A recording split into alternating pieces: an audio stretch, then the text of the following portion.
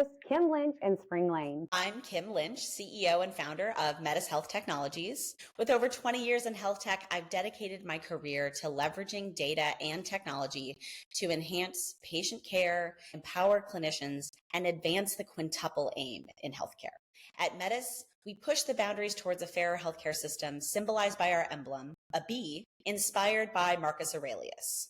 What injures the hive injures the bee. One of my earliest memories, happily twirling in a chair at my pediatrician's office, sparked my passion for ensuring everyone has access to care that treats them as individuals. At Metis, we're on a mission to enable this kind of care in every community.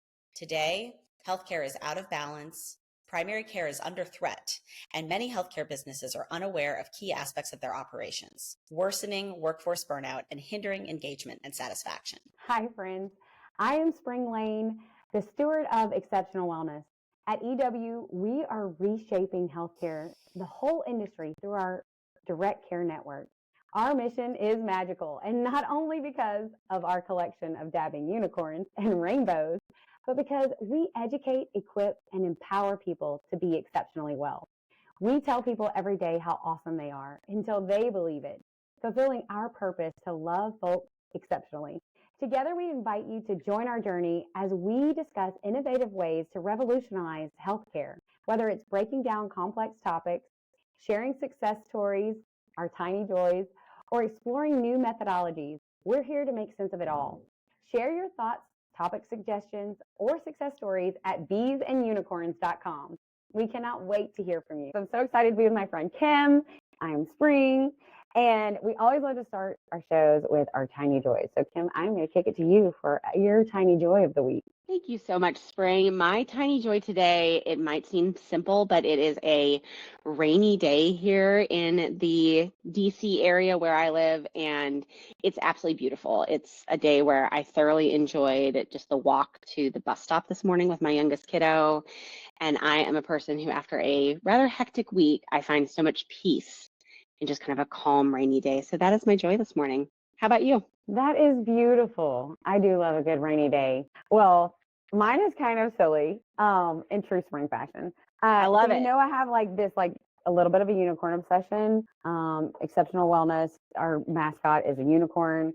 So over the weekend, I visited a sex shop and I found the most beautiful, amazing thing that I have to share with the world. So what is this? Unicorn. Yes. Ooh. So it is a vibrator that is also a unicorn, and it's so stinking cute. I have to show you. Look. What an amazing combination of interests. Like, I love it. This is not a paid endorsement, but this is just joy, right? This is absolutely like a full definition of joy and health absolutely includes sexual health. Amazing, Spring. And they're totally playing up to like the 80s kid in me. They've got playing cards that remind me of like Cabbage Patch Kids. And each one of them is a little different. Like this is Turn Me Onyx. I mean, it kind of reminds me of a Pokemon card too. So like they are really, they're cross generationally. Gotgasm is it? I mean, it's so great. And they have an Instagram account where they want people to post pictures. That sounds weird, but it's not as weird as it sounds. So like they've got these little Barbie dolls that are like not doing inappropriate things. They're just doing like playing in magical love land, which to me brings me very much back to like Care Bears. It's so great. So it's my tiny joy right now. It's just like, it's just that it exists, right? Like that somebody made unicorns into that part of the world is just like, yes, of course. It's amazing. It's amazing. And what I love is the paradox of all of that. That's incredible, where we love complexity and we love simplicity here on Make It Make Sense. And this to me feels like a marriage of those things of like, why not? Yeah. Why not? Absolutely. Good joy. And honestly, an excellent lead in to today's topic. But before we do that, I just want to remind folks that you can always submit a topic suggestion to us here on Make It Make Sense at getmetishealth.com or by sending an email to hello@metis.health, and that's spelled METIS. So from that amazing tiny joy story, Spring, our topic today is patient and clinician experience in healthcare and making that make more sense. And I really do love your tiny joy. I feel like it leads us into what brings you joy as a patient, what brings you joy as a clinician in the practice of care, it all matters. The whole of it matters. So as a patient, as a non-clinician in this conversation, I'd actually love for you to talk about it first, from your perspective, and just how do you think about patient and clinician experience these days? What's working? What isn't? Yeah, man, this is something that I don't know that I put it in those terms all the time, but it is something that I'm thinking about constantly. And as I think more about this topic, that, since we've made it a topic, I think about, oh man, this is actually something that I have been thinking about literally my whole career. I think because, as a kid, as a girl with ADHD and super hyper, and, maybe I was in kind of like this bubble that people didn't all the way understand, right? I felt misunderstood a lot. And not because I couldn't articulate things and not because I wasn't trying, but because I just didn't fit in the boxes that a lot of people thought I should fit, right? Like, you're a Southern girl, you should be sweet and flowy and soft. And, like in sixth grade, whenever we got to try out for different things for the band, it was like I wanted to play drums, and they literally told me, no, girls don't play drums. They play, like, you need to go up front to like the flute and the clarinet, Ha ha ha. I know. And I know a lot of people are just already identifying, right? Like how many of us have felt that moment of like, I don't fit neatly into this box. Yeah. And then trying to squish yourself, right? Absolutely, making yourself smaller to fit. And so it was really late 20s, early 30s before I started realizing, like, I can't squish anymore. Like, I am miserable everywhere. And I just thought it was because, and I did so much therapy because I thought I was so broken, like I was just like, I'm just so messed up because I don't fit this thing and I don't fit this thing. And my counselors kept telling me that, Spring, there's nothing wrong with you. And I'm like, no, I promise you there is. Like, I was like, legit, like, if you had followed me around in life, like, I have evidence of why there is something wrong with me. And the sad reality is, no, there wasn't something wrong with me. The only thing wrong with me was that I thought that there was something wrong with me. And the reason I thought that was because everyone around me, there was something wrong with me, right? And so, but this topic, right, as a clinician, I empathize with patients so much, right? Because like I would go in the room and I would see it. Like I would see it without them even saying it, right? I would see that they don't quite fit the mold. And maybe I sometimes rejected that, right? Like, because I was like, I don't fit the mold, so probably they don't either. And so I think I call that out in people. Like, in conversation, I end up like teasing out the things that don't fit.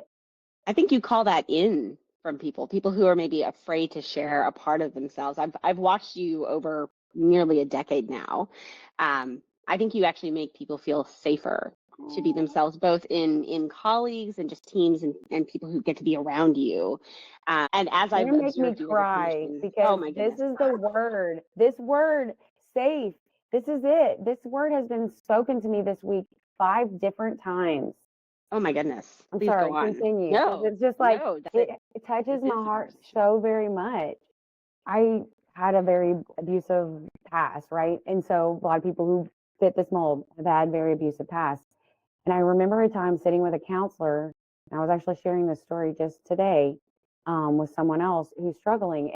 So my counselor is like, I want you to close your eyes and I want you to think of a time that you felt safe. Because he was trying to help me, right? Get to this place of safety and like bring that in and cultivate that and whatever. And literally at like 22, 23 years old, I closed my eyes and I could not think of a single moment, a single place. Like I'm like going through my memory bank, right? And literally nothing. And so then I just start weeping, right? Because I'm like, what is wrong with me that I don't have a place that I feel safe? Like I literally can't think of a moment. And I was like, these times as a kid and these things. And I was like, wow, right? And so I started this journey of realizing like, I need to feel safe, first of all. Like, so what does that look like? But now to be 20 years later, right? And to be having literally 5 different people tell me in 1 week that I make them feel safe. Like, oh, you can't give safety to people if you don't have it.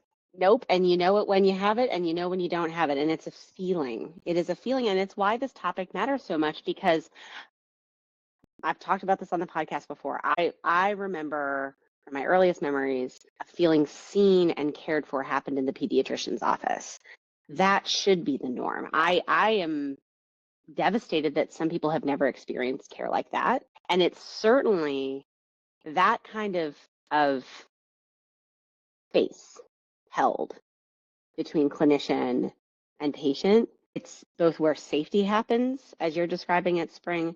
I think it's also where people can grow, right? If you don't feel safe, you're not able to start, taking those first steps towards changing anything. You're stuck. And I mean, this is the kind of medicine and care that we love amplifying, those that are providing that kind of care, fighting for that kind of care, providing that kind of care, because we know it's out there and we know it's transformative.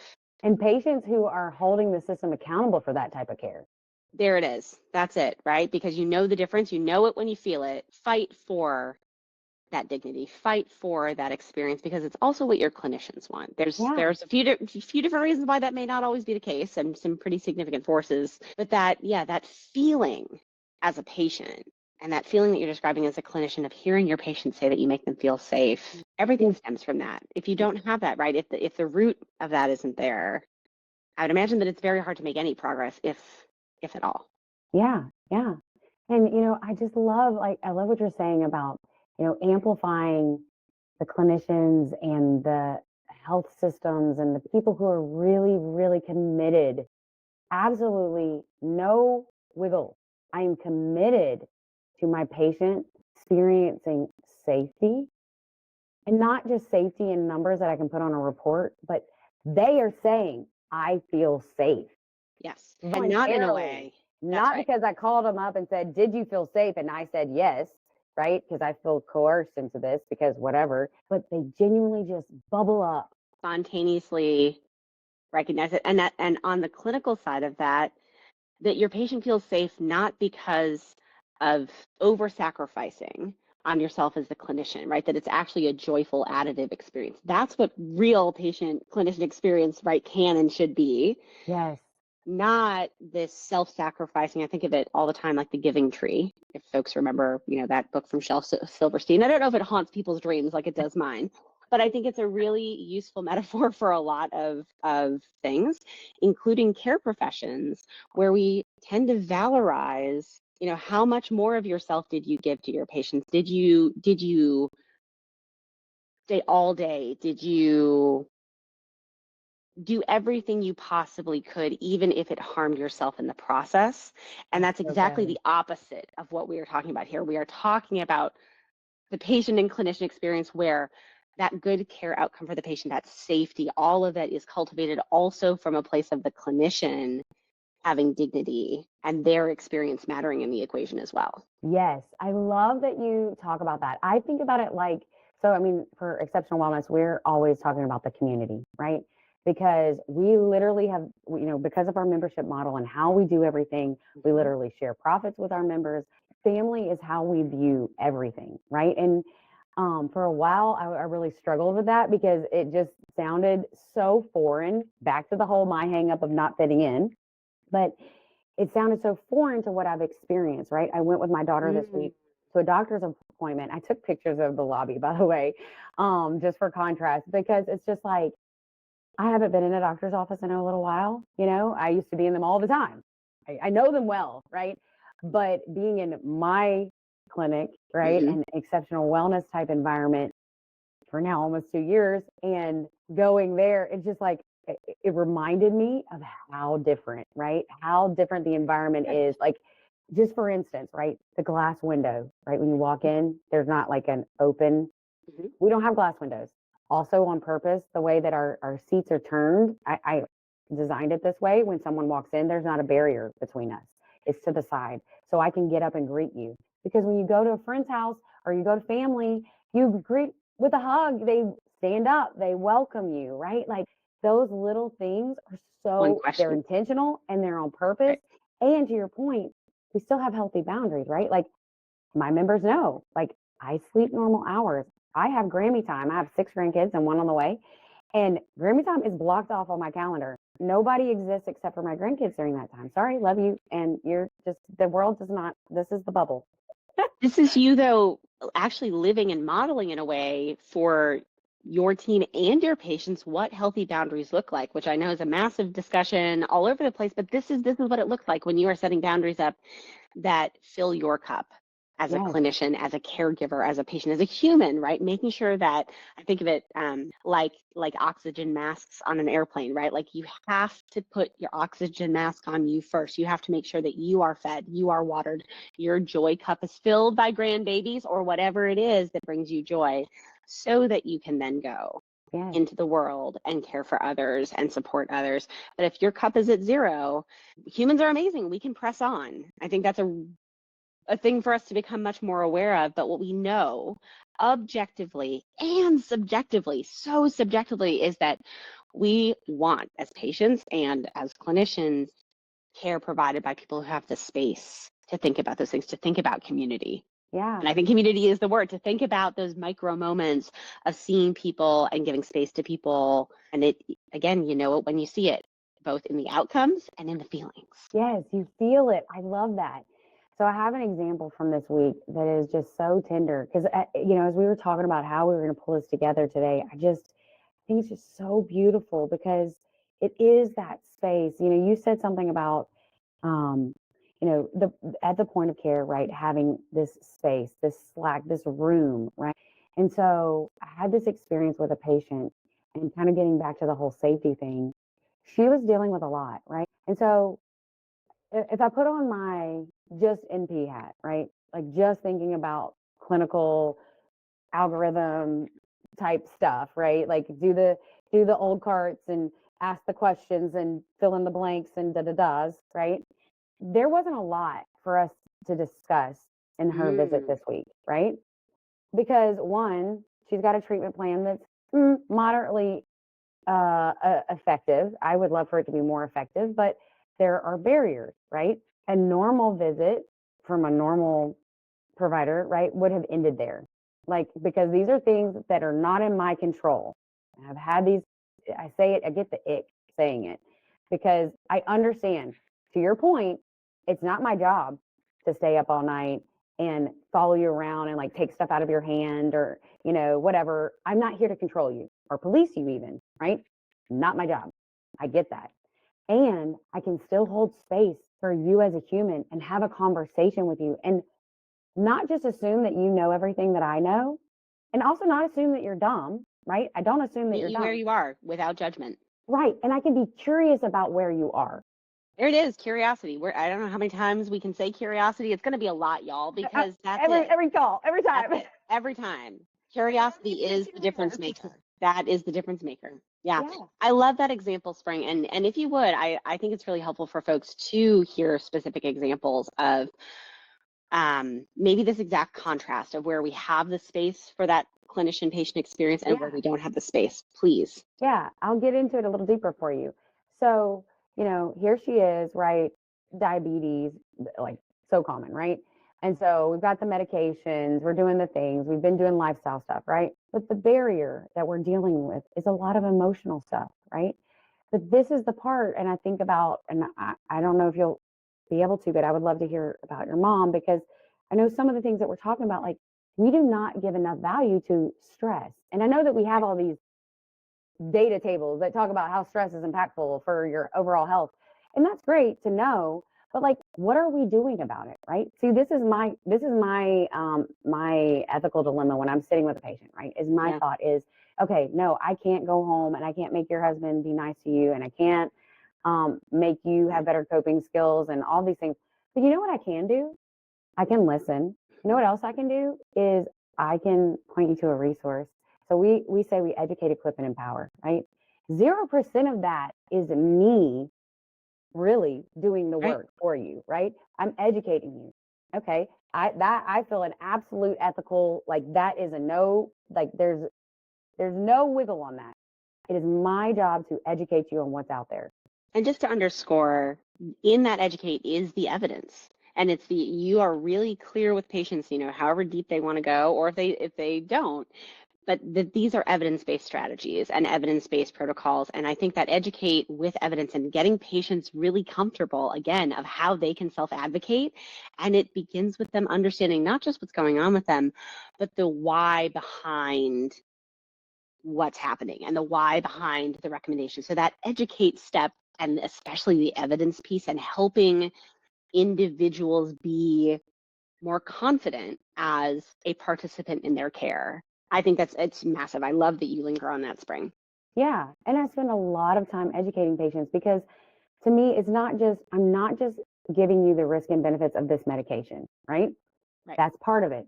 That is like surface level, you know? We call that a minimum. We call that a minimum around here. Yes. To And quote one there of are my a favorite lot of songs, people. respect is a minimum. That is a minimum. Minimum bar is understanding your medications. There's so much more. Please go on. Yes. And how they work with the rest of you, right? Like I have And what you patients eat and who are how you taking move and all of medications, right? And it's like, okay, yeah, this anti-anxiety medicine helps me not want to like run my car into the next car because of whatever. But it also kills my sex drive. You know, my unicorn doesn't get any love. And so it's like, And that's a real cost benefit when we're talking about my day in, day out life. And if I have to make that trade off by myself, I will. But this is where, as a patient, you want that patient to have that conversation with a clinician who has the time and space to say, it's not my job. It's absolutely my job. The physical health, the mental health, all of it. it all matters, right? And it all impacts your end result. And that's the thing to me. Like if I say I'm truly committed, and I am, but I want to challenge us as clinicians, if we are truly committed to outcomes, which we should be, I'm going to We shit all on say this. we are. Yes, I like the come with receipts. We say we're all about outcomes. Let's come with receipts on outcomes. Yes, I'm going to challenge this thought of it's not my job. Because guess what? I have blocked off an hour of my time to be here for you. And I'm going to show up for you as best as I possibly can. And I'm going to give you the best and most education that I can to help you understand how your body works, how it is functioning right now, what might or might not be going on, because I don't know everything, right? I'm not doing the test real time all the time, but I know a lot and I understand a lot, and I can help you kind of start connecting dots of, okay, well, maybe if I sit and I think all day about how much I hate my life, maybe at the end of the day, I'm not going to be all that rested. Maybe my stress level is going to be up here all day because that's all I've thought about. I've ruminated on how much my life sucks. And maybe I could engage in some activities to learn about how I might do something different with my time. Like just holding space for somebody to know that they actually can do something different. There is so little of that, right? So that's the pain. But the beauty is I'm sitting with this patient this week, right? And we have we call them the 12 rings of reconnecting to exceptional wellness, right? And so these are all things that are not medications. They're things that have existed as long as humans have existed. And they're the things, one of them I love is, it's community. It's, do you get hugs every day? That one stops people, right? Like when we ask them, we have them rate themselves, right? From 1 to 5, 5 being exceptional, 1 being, I've had all the work in the world to do. And so people so often, they're like 0. I'm like, well, 0's not on the chart. So you got all the work in the world to do at 1. It's okay. Like we'll do this. But just even opening that discussion, right, opens the door. Huge. Yep. Yeah. And so as we're going through this assessment, which we do every 12 weeks with all of our people, because we want to see, right? This is that subjective data, right? There's no whatever. This is them Your experience self-reporting. matters. That's the point, right? Self-reported data. And again, we would love discussion on this in the comments and with people who are more into the data side here.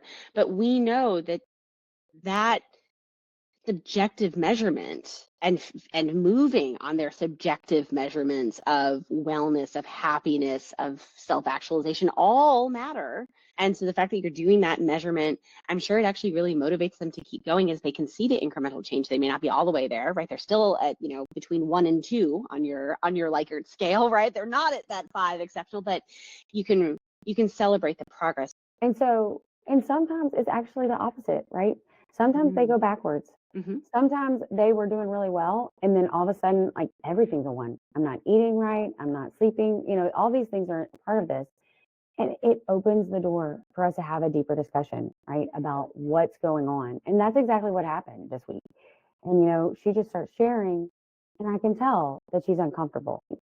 And the beautiful thing about this safety thing, it just touches my heart because younger Spring didn't have these skills, right? And this is where I think it's so important that clinicians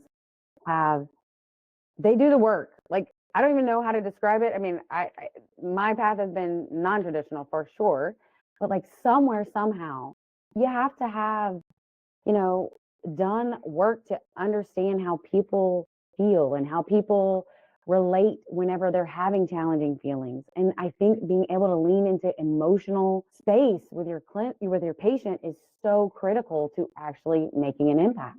So she starts getting uncomfortable. I can tell, by her body language that she's wanting to shut down, right? Because this is uncomfortable to talk about. And I just called it out. Like, I'm just like, look, I can see you're uncomfortable. And I want you to know that I am here for you to support you, however that looks. And we don't have to talk anymore about any of this if you don't want to, right? And if you want to, I'm here for that. This is yours. I'm here to support you. And I could just hold that space and just let her decide if she wanted to lean into it or not. And it was just such a beautiful moment. Like, you could see the look on her face. One, like you said, being seen. She sees me. She hears me. And oh, I'm getting chills. And she loves me. Like, legit, honestly loves me. Just cares about me. Because an act of love is allowing someone to just be who they are, where they are, and accepting them, right? And giving them that sense of belonging.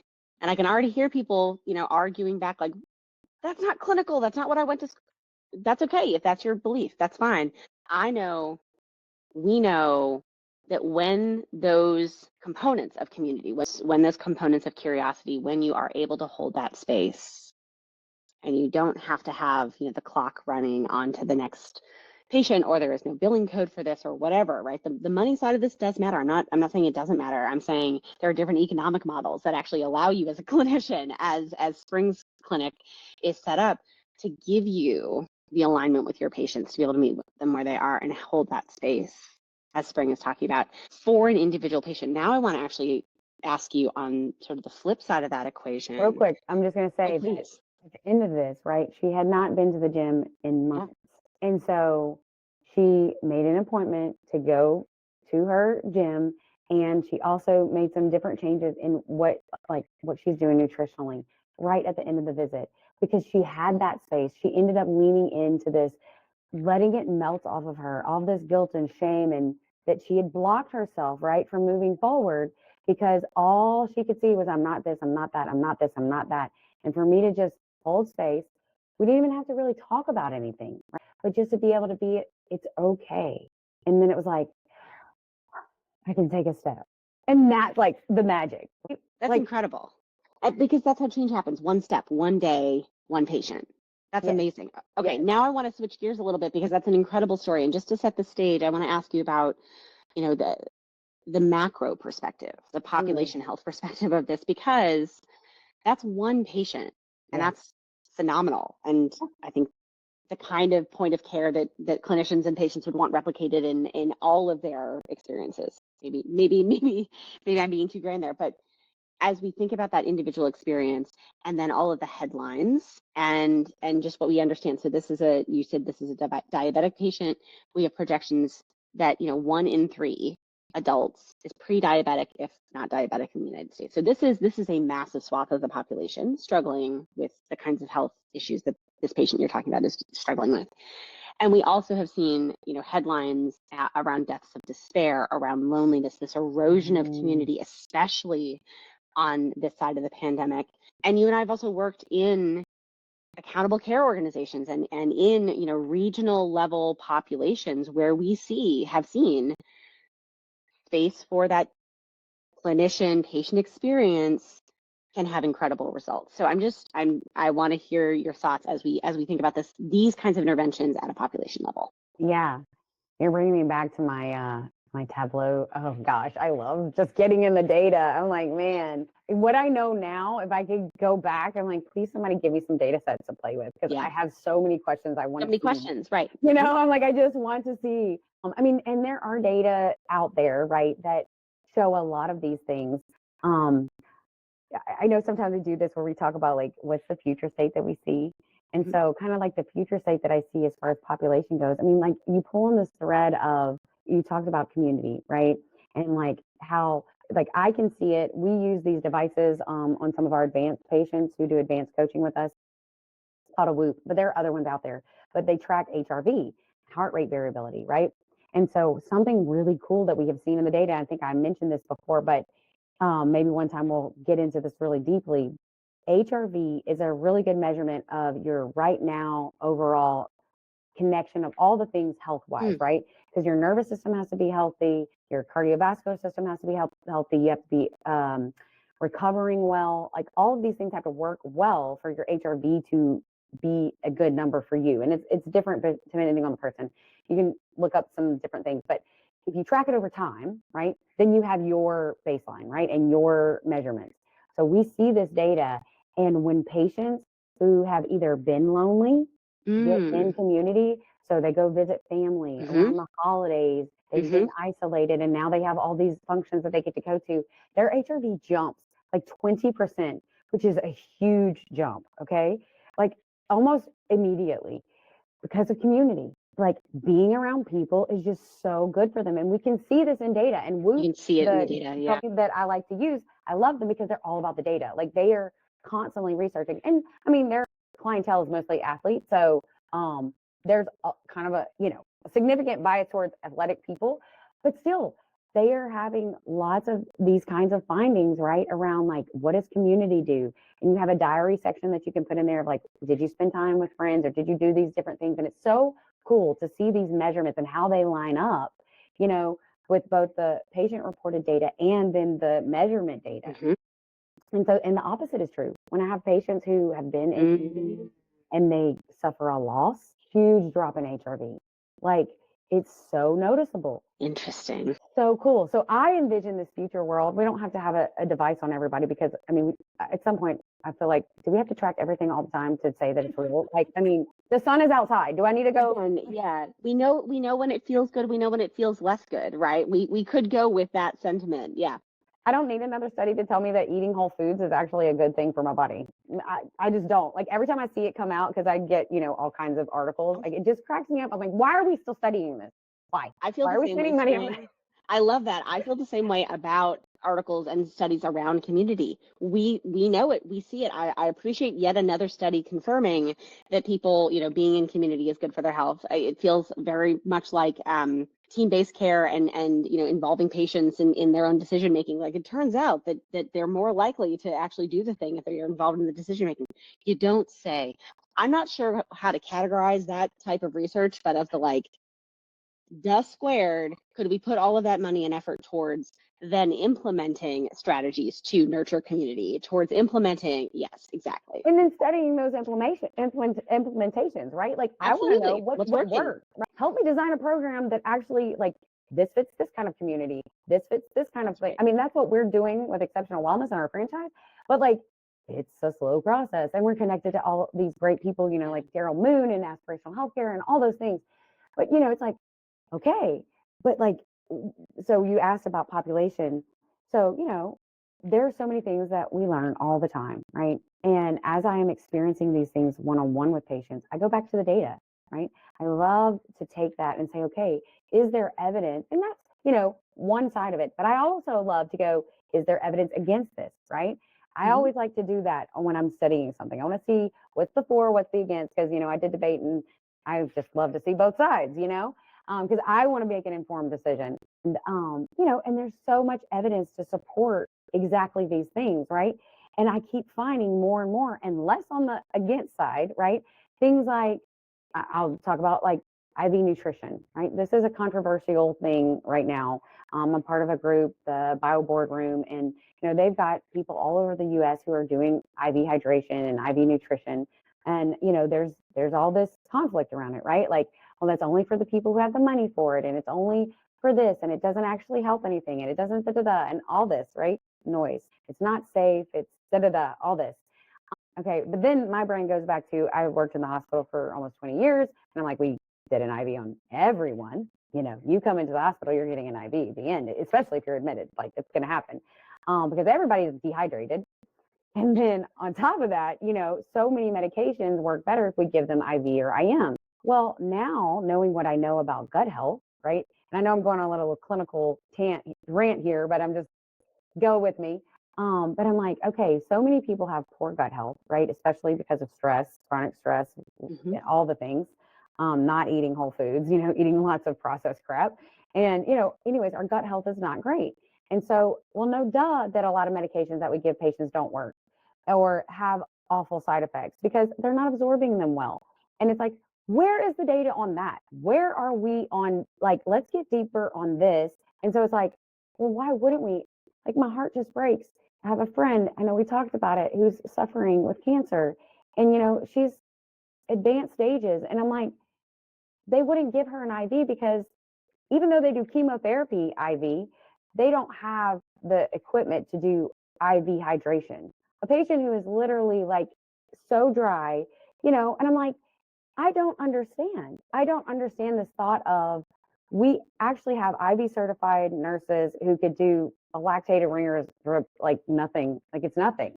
It's so easy. Just give them a bag of LR or give them a bag of normal saline. Just hydrate them, like, and they're going to feel better and have energy. And like, why are we fighting about this?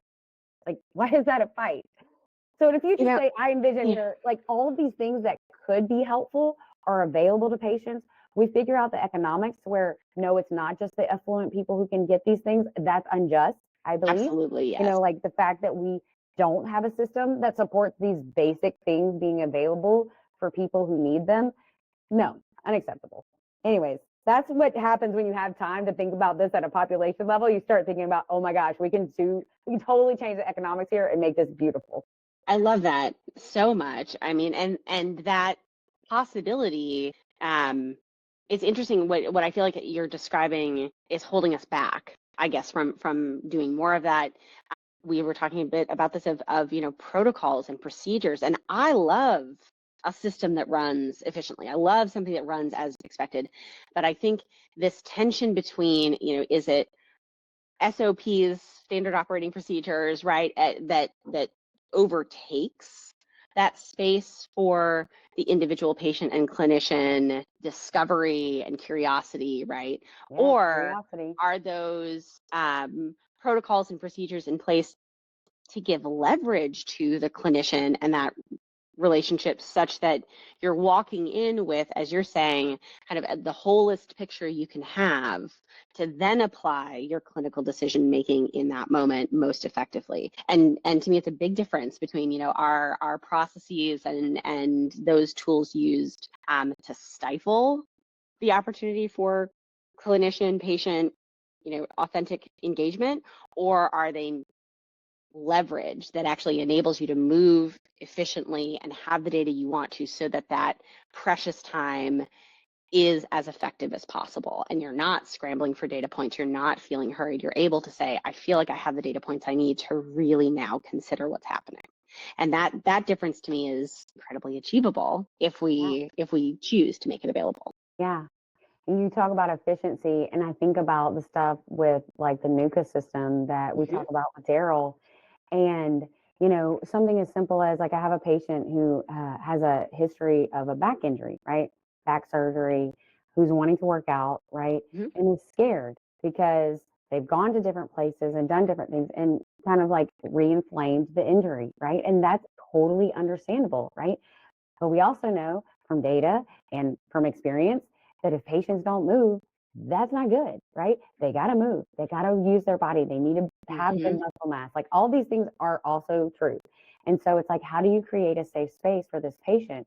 Well, also, like specialists are hard to get into. And if I just refer, maybe they get in, maybe they don't.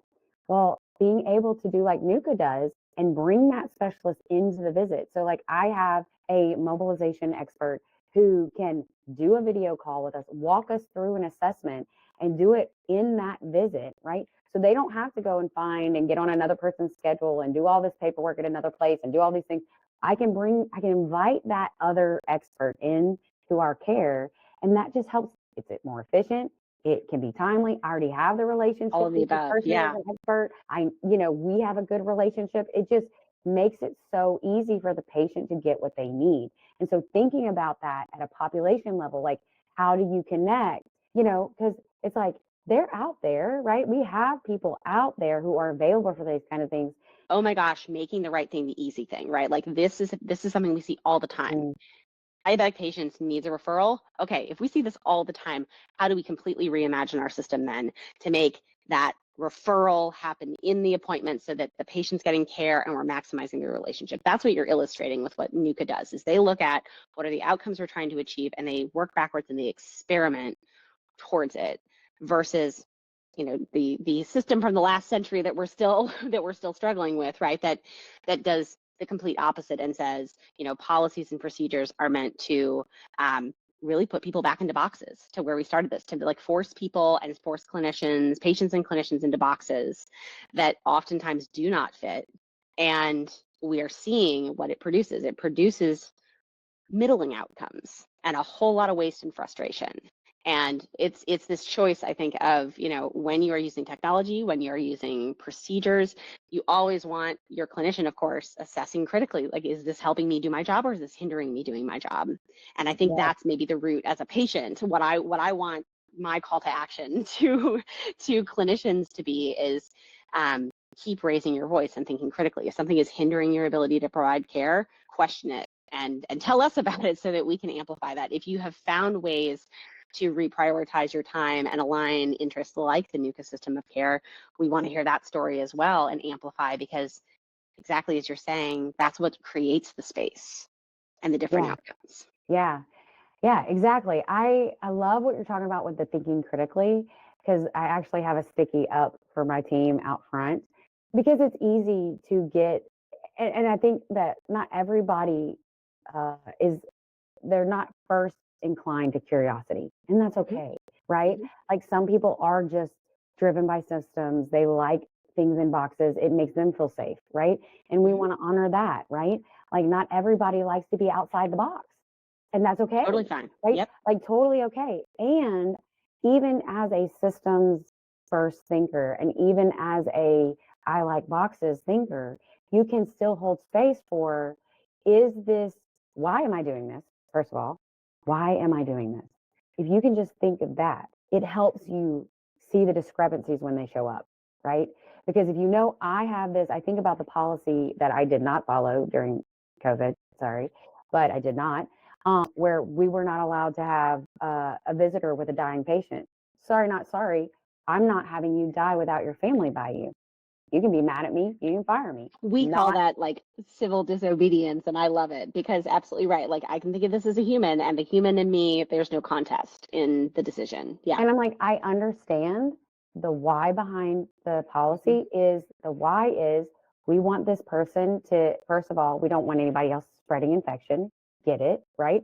So I'm going to have that person, unfortunately, you're going to be garbed up. So Yep. you're not dying with someone who is touching you probably the way that I still feel like deserve. And that's hard, right? But at least you have them, right? You have their eyes, you have their hands, you have that touch, right? That to me is dignity. Like I'm not going to, I'm doing my best. We're going to, practice proper donning and doffing as we get out, right? And do all of those things. And I'm not going to let you in and out all the time. Like, there are things that I'm thinking of because I understand the why, right? The why is we're controlling infection. The why is not we're having this patient suffer and die alone. If that's the why, I'm out. I'm out. I don't want any part of that. Whatever that is, out, done. No. Well, because what you're talking about is respecting the humanity in the equation as well, right? Like we can't quantify humanity, but we can say the humanity matters and hold it right alongside a desire to not spread infection. And I think what you're describing, again, here's paradoxes, right? Like we can do both. It's hard. It's not always easy to hold our humanity alongside, what we don't know about how an infection is spreading. But the point is, walk with that tension and constantly be thinking critically about what we do know and don't know, and try to walk that tension, because one side or the other, like that's not productive, and that's not discovery, that's not science, and certainly not good care. I love that you said it's not science. It's not science. If you aren't curious, it's not science. I call bullshit. I love it. I call bullshit as well. So as far as placing our bets, I've got to say I am hopeful. That is my orientation. So I will remain hopeful, but I am really hopeful given this conversation. Even in my own week, I had a family member hospitalized, and saw the difference between clinicians who had the time and space to see my family member as a person, to speak with other family members and care team members with curiosity and the opportunity to really hold space, and when they don't. And I think, that contrast for me this week was exceptionally clear. And so my bet, though, is having seen that and being able to talk about it here with you and more broadly, my bet is on accelerating patients and clinicians having and choosing to interact in care models, in payment models, where they can have more autonomy over that patient and clinician experience, where they can choose the protocols and the tools that give them leverage towards the kind of relationships they want to have and the outcomes they want to have, and not tools and protocols that force them into, 8-minute, 15-minute, hamster wheel and just on to the next. And I'm placing that bet with hope, right? I think we're, the jury is out on that one, but I'm certainly hoping to run up the score for the folks that are fighting to make that space for improved and really a return to the preciousness, truly, of that patient clinician experience. Yeah. How about you, Spring? I'm betting with you. I bet, I wrote down, this is my bet, is that the people who love people are going to be the ones running the money. And I'm going to say that over and over, but I'm just like, yep. I'm like, you CEOs out there who love people, who are committed to being curious, who are committed to figuring out why your people are working for you, why you even do benefits, why you even care about doing insurance or anything like that, or even investing in their health. Like, when you're curious about your why am I doing this? And you love people, you're going to be running the money. Think about our clinicians who care about and love people. They are going to be the ones that are continually sought after because people know it when they see it. They know it how they feel it, right? They know when they are being cared for, and the outcomes are going to speak. We're in such an age like that. It is just people are crying out for a safe space to be heard and seen, loved, even though that sounds icky for a lot of people. I don't care. I'm going to say it. Loved by their provider who is taking care of their life and their family. Like, I don't think it's too much to ask you to love them. And I think so, love is the right word, especially when we're talking about safety and belonging. Like, if that isn't love, then I'm not sure what is. It is an act of love, right? And to me, love exists in all relationships and different types. yeah, So I like that you're using that word. I'm excited to hear people challenge us on it, but that being bring it. seen for who I am, wholly and feeling safe, like that Yeah, feels like an act of love. yeah, yeah. And patients who love themselves enough to be like, I'm not going to settle for less. Like, I'm out. Like, I'm not playing this game. I'm not letting you take $1,400 a week out of my paycheck to pay for my insurance and then go be treated like a dog. Like, no, I'm going to be treated well, and I'm going to be treated with love and respect. Them holding space for themselves. Like, it's just, that's where my bet is. I see it happening. I love it. So I love this conversation. I know that people can send us their make it make sense topics. We want to elevate, all of these kind of things at bright at hello@metis.health. So METIS.HEALTH. And then they also can connect and learn more about you at getmetishealth.com. And then you can help me free all the NPs at thespringlane.com. So, Kim, I think you were going to tell us, what do we send as far as a topic goes? Like, if we're thinking about a topic, like, what do we send? So anything that folks want to make sense out of. So if they want us to make sense out of a topic, tell us. If you have something that you want to elevate and amplify, share that as well. And specifically coming off of today's discussion, I think we would love to hear on the topic of patient and clinician experiences. Where is it making sense? Where are you seeing that space that Spring is talking about? Where can we elevate that alignment that we're talking about of employers who know that their business matters and that the humans matter as well?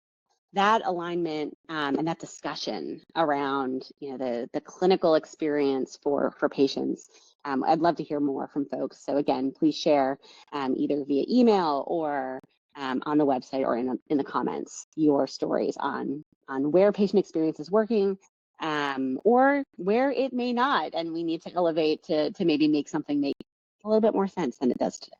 I love it. Thank you. Thank you, Spring. All right, everyone, have a great rest of your day. And remember, this is not your healthcare. This is not your business. Please contact your clinician or your financial advisors if you have specific questions. And we look forward to the next chapter here at Make It Make Sense. Committed to curious. See ya. Bye. Thank you so much for joining us on Make It Make Sense today. I hope you enjoyed this. I hope you got something that you can take and actually use in real life. I hope that you want to share a tiny joy with us. And if you do, please go to makeitmakesense podcast.co because we love hearing your stories.